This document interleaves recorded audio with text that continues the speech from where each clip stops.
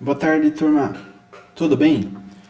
Vamos para a aula 10 do nosso projeto de instalações elétricas residenciais. E essa aula terá como objetivo os seguintes itens. Temos a representação da fiação para plantas baixas. Planta baixa como representação gráfica dos elementos da instalação, né, com todas as tomadas, pontos de iluminação, interruptores, né, o dimensionamento dos circuitos terminais e a correção das correntes calculadas nos circuitos terminais. Falando aí da representação da fiação, né, pois a aula passada nós já chamamos os eletrodutos, nós temos que, depois do traçado dos eletrodutos, procede-se a representação da fiação dos circuitos terminais com seus respectivos condutores, observando os seguintes procedimentos. Então temos que representar a fiação do circuito que passa em cada trecho dos eletrodutos, identificar suas seções nominais em milímetros quadrados, identificar o circuito que os condutores pertencem, a fiação de 1,5 não necessita de identificação, que é o mínimo estabelecido pela norma, né, no caso, para a iluminação. Utilizar a simbologia gráfica normatizada pela 5444, que já vimos na aula passada. Evitar que nos trechos dos eletrodutos, principalmente no início, saída do quadro de distribuição, passem mais de 5 circuitos preferencialmente, tá? Então trabalhar aí até no máximo 4. Muito bem, o número dos circuitos passantes eleva o diâmetro do eletroduto, né? Então nós temos a bitola do fio e obviamente se eu tenho muitos fios, uma bitola grande, o eletroduto vai ter que ser grande também, vai ter que ter uma área maior. Além de influenciar o aumento da seção dos condutores devido ao fator de correção de agrupamento. O fator de correção de agrupamento, recordando, está relacionado aí aos eletrodutos, né? Então aqui nós temos um circuitinho, né, em diagrama unifilar, como já vimos aí anteriormente. Temos aqui o interruptor para essa lâmpada, né, a lâmpada A. Então nós temos aqui o circuito 1A, né? Então, o circuito 1 é o de iluminação, o A é da lâmpada A e o seu respectivo interruptor. Temos aqui o circuito 2, que seria dessa tomada, né? Então, para essa tomada chega fase neutro e terra, portanto sabemos que é uma tomada monofásica, né? Com seção aqui de 2,5 milímetros quadrados. O nosso condutor aqui para a lâmpada é de 1,5, portanto não precisa de especificação. E aqui nós temos condutores para o primeiro circuito e condutores para o segundo circuito, tá?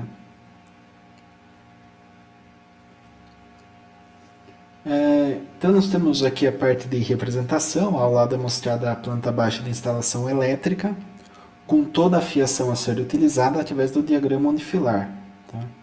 Então nós temos aqui a nossa legenda, né, onde temos o eletroduto embutido em alvenaria, eletroduto embutido no piso, né? Temos interruptor simples, paralelo, tomada baixa, tomada média alta, tomada média de 220, tomada alta de 220, ponto de luz incandescente, neutro, fase, retorno, terra, quadro de distribuição e quadro de medição. Então aqui está a nossa planta, né? Já vimos anteriormente o traçado aqui dos eletrodutos, as lâmpadas, os tomadas, interruptores do quadro, né? De medição, de distribuição. E agora nós temos quem? Os circuitos, né? Aqui em azul. Então podemos dizer aqui que nessa representação nós temos o que seria efetivamente executado na prática, tá? Na instalação. Então, o que aconteceria aqui nesse circuito? Chegaria lá do nosso quadro de medição, duas fases, o terra e o neutro, para o quadro de distribuição, que na nossa residência aqui, né, de estudo, está na sala. Do quadro de distribuição, ó, já sai aqui circuito 1 e circuito 3. Temos aqui neutro, fase, terra para o circuito 1 e neutro, fase, terra para o circuito 3. Temos aqui, ó, o circuito 2, circuito 4. Aqui nós temos, nesse eletroduto, fase, neutro e terra, tá, para o circuito 5. Né? E aqui nós temos, né, a tomada do circuito 5, então vai chegar o quê? Vai chegar o neutro fase terra, né, do circuito 5. Aqui nós temos o circuito 2, né? Então o circuito 2, ele chegou por aqui, ó, por esse eletroduto, passou aqui pela lâmpada, né? Então a lâmpada é C. O circuito 2 está relacionado à iluminação. Então ficou aqui no interruptor quem? Fase e retorno. Tá? Então chegou a fase aqui no interruptor, veio o retorno para a lâmpada, que seria aquele esquema de ligação com interruptor simples, né? Nós temos aqui, ó, aqui vamos pegar um outro aqui, ó. Temos o paralelo. No paralelo, a lâmpada é circuito 1A, tá? Lâmpada A, circuito 1. Então, de onde chegou os condutores? Por aqui, por esse eletroduto, ó. Os condutores do circuito 1 chega na lâmpada. Chegou quem aqui na lâmpada para nós? O neutro, né? Daí o que acontece? Daí nós temos nesse carinha aqui, fase e 2 retornos, tá certo? E esses 2 retornos aqui serão transmitidos, tá? Por aqui, pelo caminho, ó, tá vendo aqui, ó? 1A. 1A é a transmissão para o acionamento dessa lâmpada. Então, estou transmitindo por aqui. Chegou 1A, 3 retornos. Por quê? Chegou os 2 retornos desse interruptor, que são esses 2 azuis, e saiu mais um para o acionamento dessa lâmpada. Essa daqui é a lâmpada 1A também, né? Que foi calculado a potência para ser dividida em 2 lâmpadas nesse cômodo, porque é um cômodo grande, né? Perceba. Precisa de mais iluminação.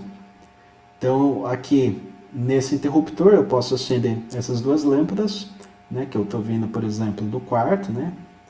Então, vou sair, por exemplo, vou sair de madrugada, tudo escuro. Né? O que acontece? Estava me arrumando aqui no quarto, saí do quarto, então, apaguei a luz do quarto, acendi aqui a luz da sala, fiz alguma coisinha aqui que precisei fazer, eu não volto aqui para apagar e caminho no escuro até aqui. Não, eu acendi aqui e apago aqui. E já saio, entendeu?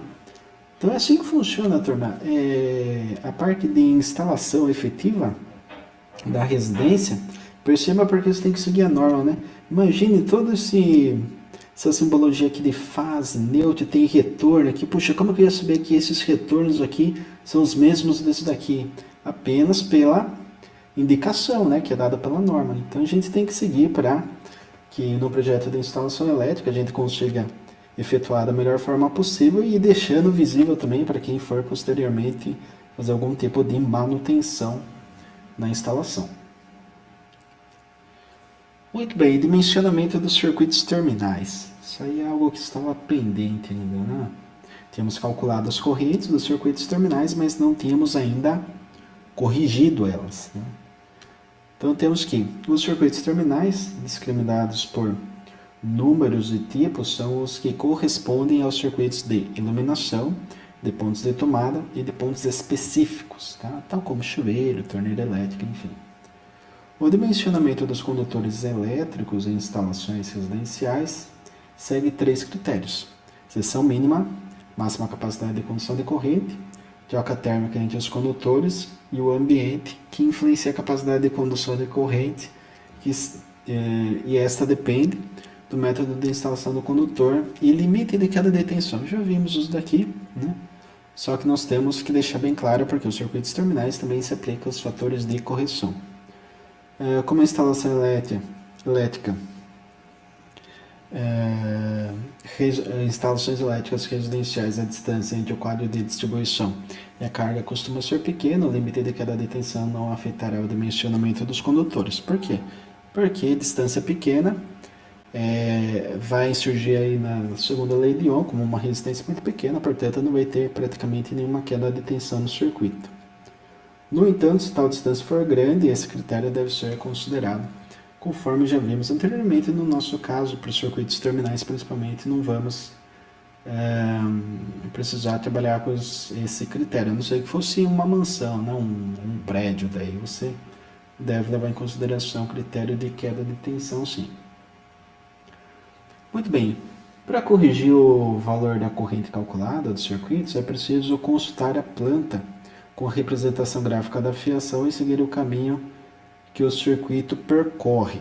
Tá? Então nós temos aqui nossa planta. Nessa análise, observa-se cada circuito individualmente em todos os trechos de eletrodutos. Então nós temos o traçado dos eletrodutos e devemos ver cada trecho aqui quantos circuitos nós temos, né, para cada eletroduto. Define-se o trecho que possui o maior número de circuitos agrupados, né, que deve ser igual ou superior a 1. Tá? Então, circuitos agrupados, ó, nós temos aqui, obviamente, né, ó, se eu tenho um eletroduto, tem que no mínimo passar um circuito, né? Pode ter mais que um, mas deve passar um circuito, senão não teria por que existir aquele eletroduto. Estou desperdiçando material, desperdiçando, portanto, dinheiro. Perceba que foi circulado, né, alguns itens aqui, ó. Esse ponto aqui, ó, esse eletroduto, perceba, nós temos 1A, certo? E 3. Então nós temos 3 circuitos agrupados. Tá? Aqui no 2, que é esse amarelinho aqui, ó, nós temos circuito 2 e 4. Né? 2 circuitos agrupados. O 7 aqui, ó. O 7, pô, tá sozinho. Né? O circuito 7 aqui tá sozinho, ó. Então ele é 1. O que mais nós temos com 2 aqui, ó? O 4, né, para ele estar junto com 2 aqui. O 5, 6 é 1. Tá? Então não tem... O 5 ele vem direto por aqui, ó, percebe? Ele está sozinho. E o 6 também por aqui, ó. É porque é o ponto específico, né? Tem que estar separado mesmo. Então nós temos aqui, ó, o caso do primeiro e do terceiro circuito. Nós temos um agrupamento aqui de 3, tá? 3 circuitos agrupados. E para o caso aqui do circuito 2 e circuito 4, 2 vezes. Então nós temos que aplicar em um fator de correção, né, que a gente vai seguir aqui, ó, com base nos números de circuitos agrupados, verifica-se qual o valor do fator de agrupamento, né, conforme a tabela que é resumida e mostrada abaixo. Obviamente tem muito mais possibilidades aqui, né, fatores de agrupamento, mas o que interessa para nós é apenas esse trechinho aqui da tabela. E temos ali circuitos com fator 1, né, porque é apenas ele. Temos ali circuitos agrupados como 2, então equivale a 0,8. E o pior caso é 3, né, 0,7. Mas perceba, se tivesse 4, seria 0,65, assim por diante. Portanto, com esses fatores de agrupamento, eu posso definir o valor da corrente corrigida. Tá? Daí divide-se o valor da corrente calculada pelo produto entre o fator de correção de agrupamento, né, tabelado, e o fator de correção de temperatura correspondente a cada circuito. E no nosso caso, o fator de correção por temperatura, ele vai ser 1, tá certo? Porque a gente vai trabalhar numa residência, temperatura ambiente, né, não tem nada que esteja muito fora disso, né, não é um ambiente controlado, nada desse tipo. Então o fator de correção para nós na temperatura é 1, é unitário. Então este carinha aqui já vale 1. Agora o que interessa para nós é o FCA, já que já temos a corrente calculada, certo? Então aqui nós temos a tabelinha, né, ó. Sala, quarto e banheiro, circuito 1, iluminação.